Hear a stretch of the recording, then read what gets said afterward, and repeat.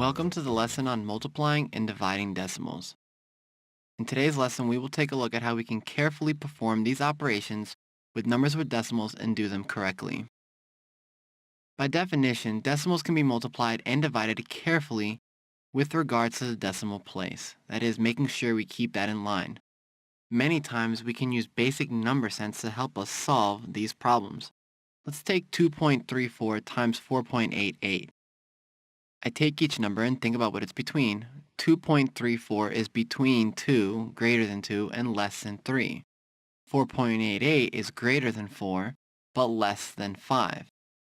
Since I'm multiplying, if I multiply the products of both of these number ranges, 2 times 4 being 8, and 3 times 5 being 15, I'm going to know that whatever my answer is must be between 8 and 15. So let's try solving it.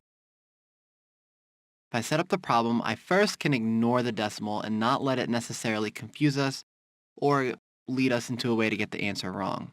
So 234 times 488. Put this in a calculator and I'll get 114,192. Now we know our answer had to be between 8 and 15, so let's move the decimal until we get a number that's between that. If I place the decimal there, I will get 11.4192, a number between 8 and 15.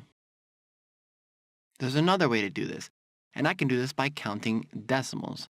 I again take a look at my numbers, 2.34 and 4.88. I have 1, 2, 3, 4 decimals. Therefore, my answer, however I do it, must have 4 decimals. If I count the decimals again, I get the same answer of 11.4192.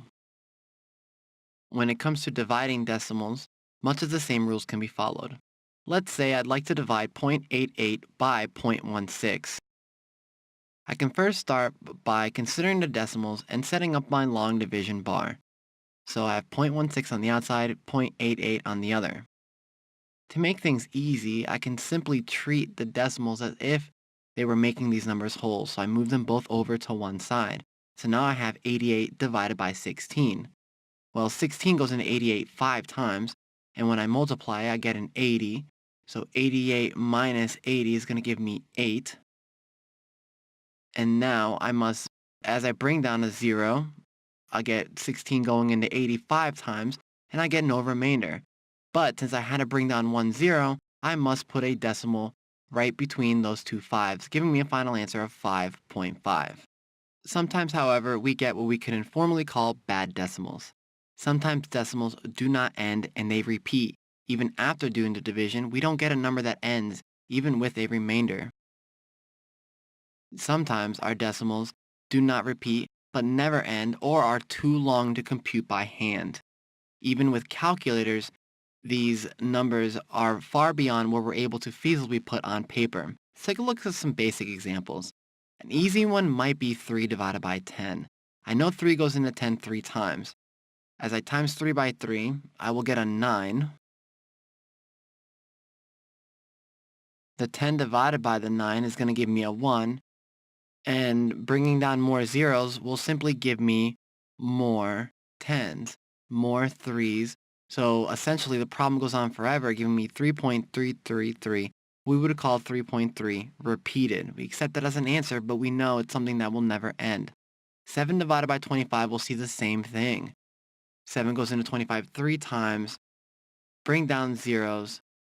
As I continue to look for how 7 goes into these numbers, I continue to have to bring down zeros and put more and more numbers in where the quotient goes.